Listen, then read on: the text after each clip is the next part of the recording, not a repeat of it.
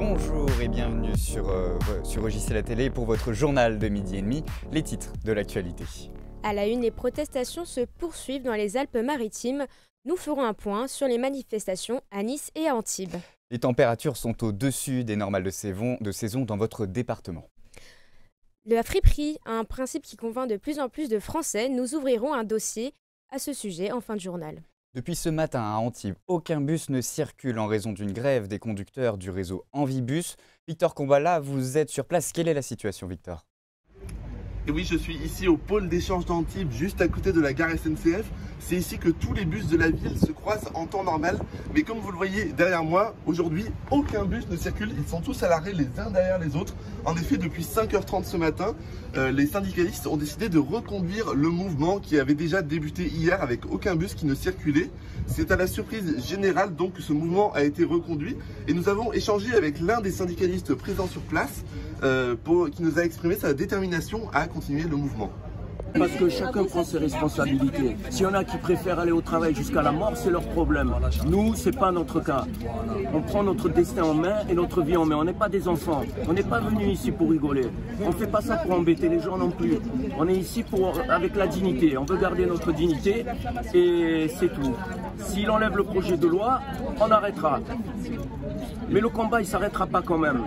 Et maintenant, le mal, il est fait. Alors on est obligé de se mobiliser. C'est pas grave. On perd quoi? Un jour, 2 jours, une semaine, 15 jours. Mais on n'a pas peur, on continuera le combat jusqu'au bout. Les bus régionaux ZOO sont pour l'heure déviés du pôle d'échange d'Antibes. Aucune heure de reprise estimée du trafic sur le réseau Envibus n'est pour le moment annoncée. 9e journée de manifestation contre la réforme des retraites. À Nice, 40 000 personnes ont défilé selon les syndicats, 5 000 selon le préfet. La manifestation s'est bien passée jusqu'à ce que les manifestants rentrent dans l'aéroport. Jeanne Bienvenue et Brieux-le-Turmy-Pérochot nous font le point sur cette journée agitée. C'est même pas manifestant, il se fait frapper. Personne ne frappe, quittez les lieux maintenant. Vous quittez les lieux, on vous demande. Ça sert à rien de rester, ça sert à rien de rester. Mais c'est quoi, ça sert à rien. Ça ne sert à rien de rester, ce n'est pas l'avis des manifestants. De premiers échanges tendus ont lieu entre grévistes et forces de l'ordre après une manifestation plutôt calme au départ de la préfecture. Sur le parvis de l'aéroport, les esprits s'échauffent. Vos autorités, je vous laisse parler. Allez-y, parlez. Vous gardez la position, ne bouge pas.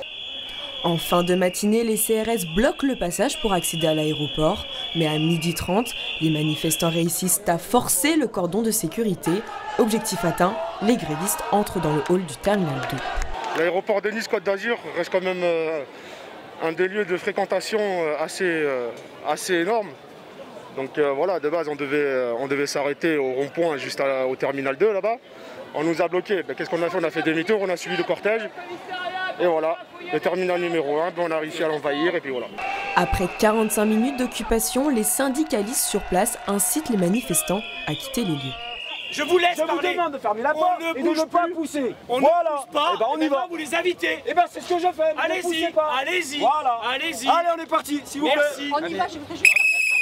40 000 manifestants étaient présents à Nice d'après la CGT, contre 5 200 d'après la préfecture, un chiffre en hausse par rapport au précédent rendez-vous. De plus en plus de jeunes sont présents dans les manifestations, une prise de conscience pour la jeune génération qui s'informe bien différemment de leurs aînés. Reportage de Jeanne Bienvenue. Le Monde, Le Parisien, Brut, Combini ou encore Hugo Décrypte, tous se sont donné rendez-vous sur les réseaux sociaux comme Instagram ou encore TikTok pour expliquer la réforme des retraites. Ça vient de tomber, dans l'immédiat, le gouvernement français ne va pas démissionner. Aucune motion de censure n'a été adoptée à l'Assemblée nationale. Je te résume les dernières informations. Alors, l'Assemblée nationale... Le but de ces médias, donner à la génération des 15-34 ans l'envie de s'informer et de leur permettre de comprendre sans difficulté les actualités techniques. Juste quand il y a des petites vidéos courtes qui résument un peu ce qui se passe, c'est comme ça que j'écoute en général. Il y a Hugo Décrypte qui fait les choses hyper bien, qui développe vraiment tous les points. Donc ça c'est vraiment cool. Je pense que comme la plupart, je vais beaucoup sur TikTok et souvent sur TikTok, je voyais beaucoup soit les vidéos des députés, soit la plupart c'était les vidéos des manifestations à Paris. Mais je n'ai pas fait grand chose de plus. De leur côté, les youtubeurs prennent position. Seb Lafrite a ouvert le bal avec son premier tweet publié quelques minutes après l'annonce du rejet de la mention de censure, suivi du streamer Billy ou encore Inoxtag. Force aux grévistes et encore plus aux métiers pénibles. On doit être solidaire et je m'excuse de ne pas avoir pris la peine de m'informer correctement. En France, 73% des 16-30 ans s'informent quotidiennement sur les réseaux sociaux. Si les réseaux sociaux sont une plateforme pour s'informer, c'est aussi un moyen de se mobiliser. Et récemment, les syndicats étudiants ont appelé à faire des blocus dans les universités. Jade Samy nous en dit plus. Les grèves étudiantes se poursuivent dans tout le pays. Cette semaine, des blocages ont lieu à Lille 2, Paris 8, Saint-Étienne, Bordeaux-Montaigne. Des bâtiments universitaires ont aussi été bloqués à Paris 1 et à l'université Paul Valéry de Montpellier. Les syndicats étudiants, l'Alternative et l'UNEF ont comptabilisé plus de 50 écoles et universités bloquées cette semaine. L'université de Rennes 2 a même annoncé renouveler sa mobilisation ce jeudi en banalisant ses enseignements. Mais la présidente a tenu à ajouter que aucune de ces matières ne pourrait être dispensée en distanciel.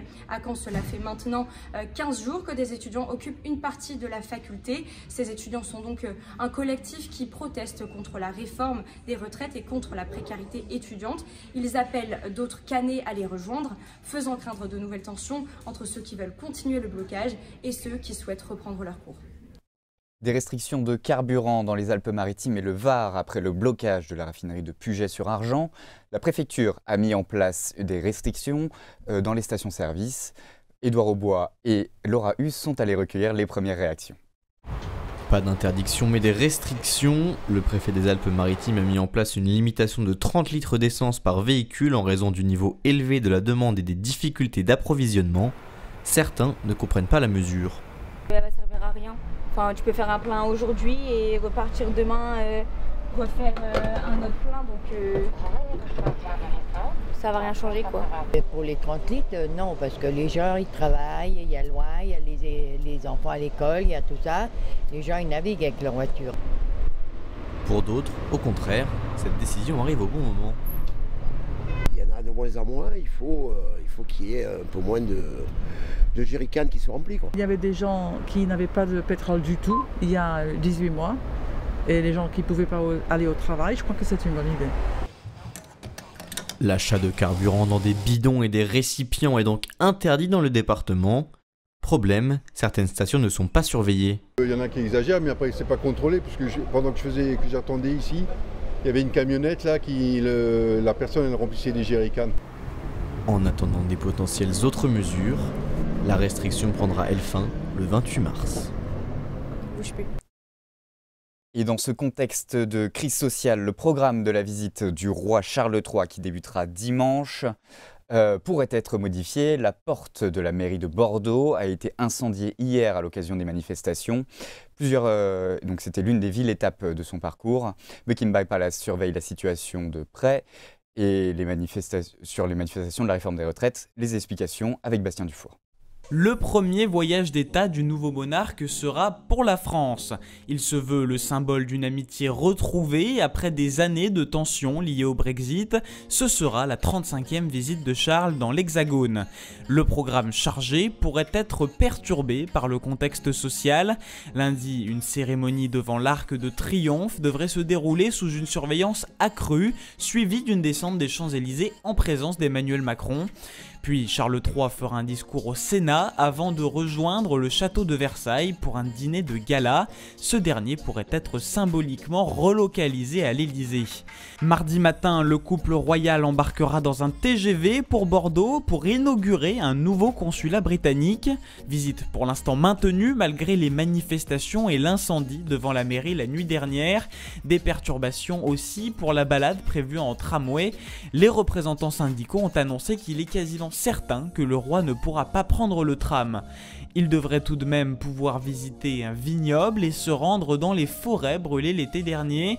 Pas de changement prévu pour le moment du côté de Downing Street et Buckingham affirme suivre la situation sociale de près. En France, les syndicats ont annoncé une nouvelle journée de mobilisation mardi prochain. Et nous venons de l'apprendre, la visite de Charles III est reportée, une décision prise par les gouvernements français et britanniques ce matin après un échange téléphonique entre le président de la République et le roi.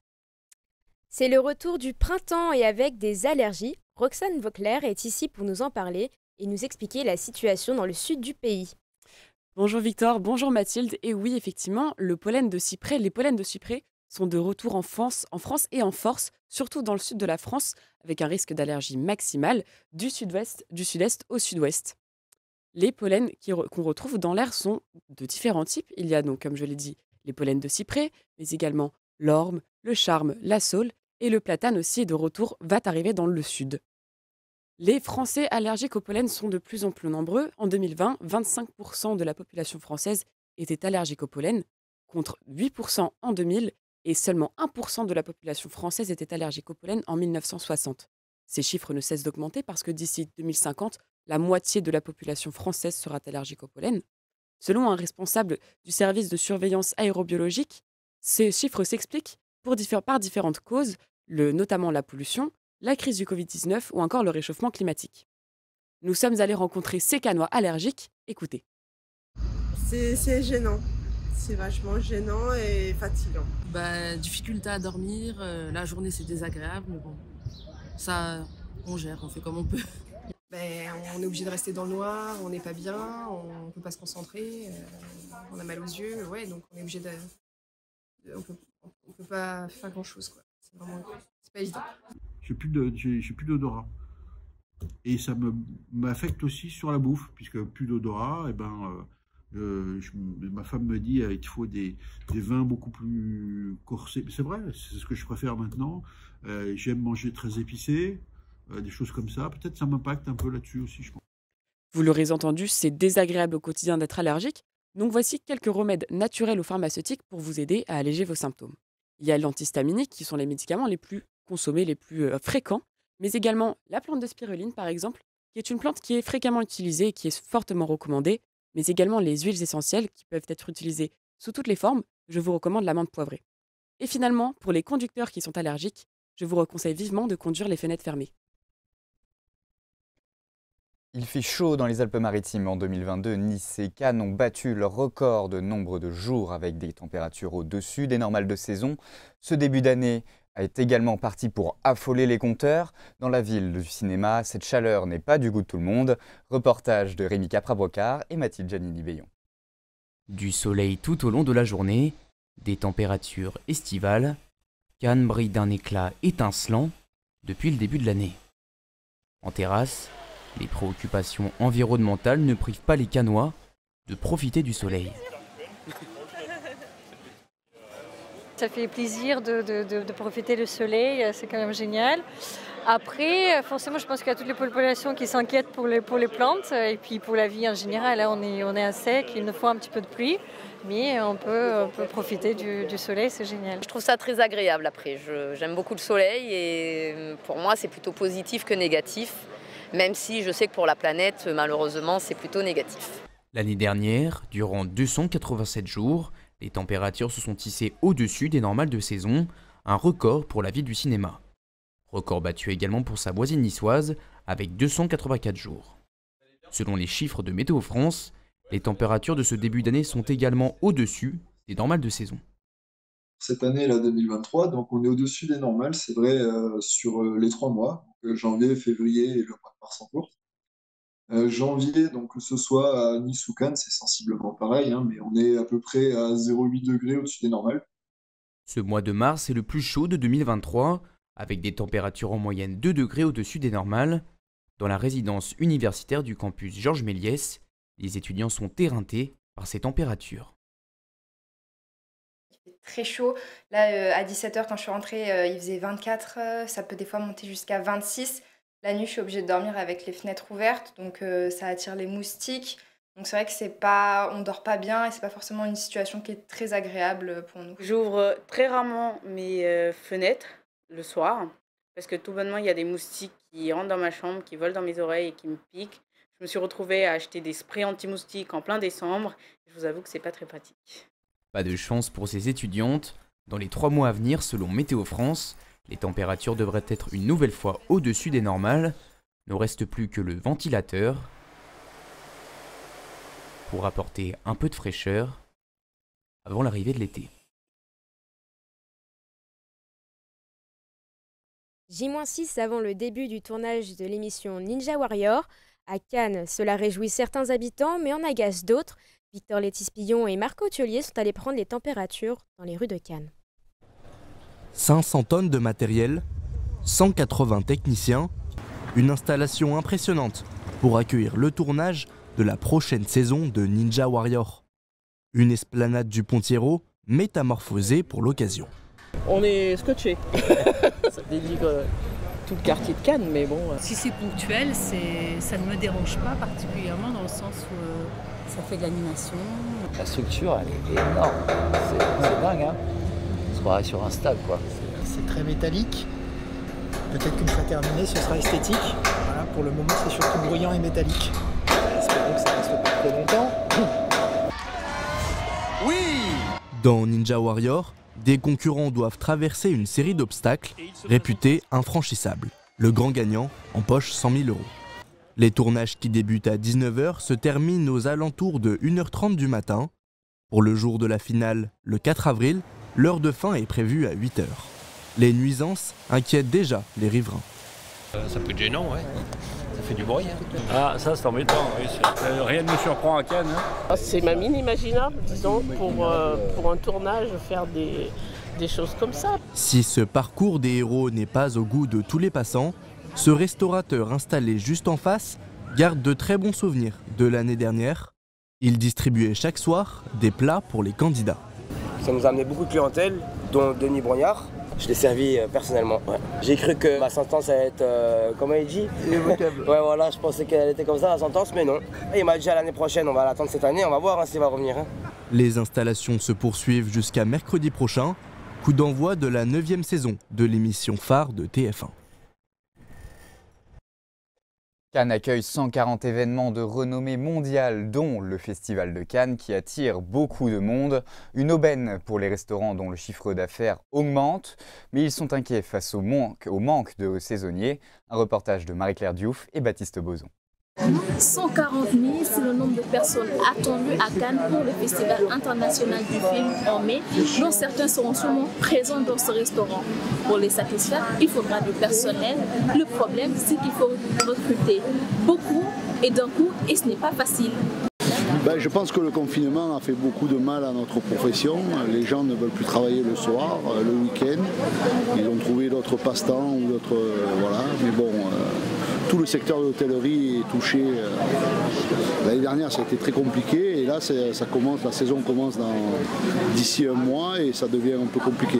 Alors, on reçoit un peu plus de CV, mais bon, ça risque d'être moins compliqué que la saison dernière, mais c'est toujours aussi compliqué.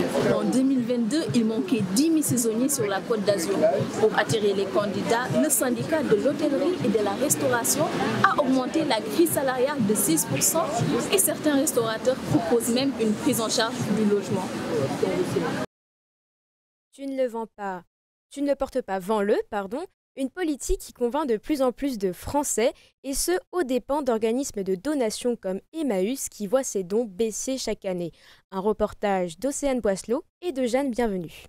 Donc je l'ai revendu à 100 €, donc je me suis fait 20 € de bénéfice en fait. T'as jamais pensé à peut-être en faire don? Ouais, mais ça, du coup je perds mon argent. Enfin, là je perds beaucoup d'argent. Quand c'est des pièces comme ça qui m'ont coûté cher, je préfère les revendre. Préférer revendre, un réflexe que beaucoup adoptent depuis plusieurs années grâce aux plateformes de revente en ligne. Plus pratique, plus économique et surtout plus proche, les avantages sont nombreux.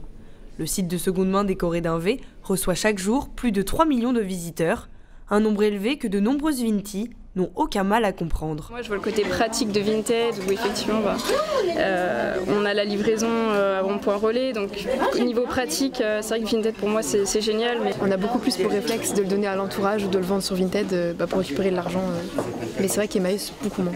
L'essor de cette plateforme de revente pose néanmoins problème. L'organisme de donation Emmaüs relève depuis quelques années une diminution des dons. surtout en ce qui concerne leur état. Les dons sont de manière régulière, mais ils sont de moins en moins jolis, de qualité. Il y a pas mal de gens qui revendent, mais c'est vrai qu'il y a encore quand même de jolies choses qui arrivent, hein, des gens qui donnent, hein, qui revendent pas forcément. À l'échelle nationale, la quantité d'objets collectés revendables est passée de 60 à 40% en l'espace de 20 ans. Cette perte fragilise sérieusement le modèle hérité de l'abbé Pierre et menace le projet social et solidaire des 291 structures Emmaüs en France. Au total, c'est 64 millions de kilos d'objets et de vêtements en bon état qui ne sont plus collectés, autant d'objets qui ne sont plus proposés à des millions de Français aux revenus modestes. C'est compréhensible, hein. C'est compréhensible. Moi, je suis pas. Ça fait 25 ans dans le mouvement, donc je me vois mal aller sur Vinted pour aller vendre une chemise, vous voyez, à 2, 3 euros, voire 5 euros.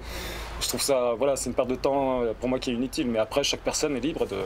Je les comprends, quand vous avez moyen de vous faire un peu de sous, vous les faites.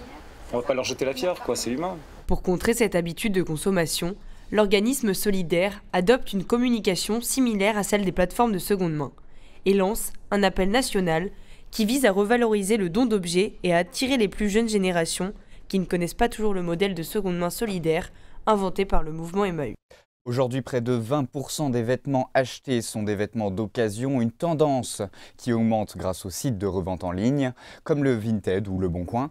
Mais des boutiques physiques voient le jour. C'est le cas à Cannes, où il est possible de louer un portant pour exposer ses habits. Explication de Kylian Chaput et Valentine Brevet.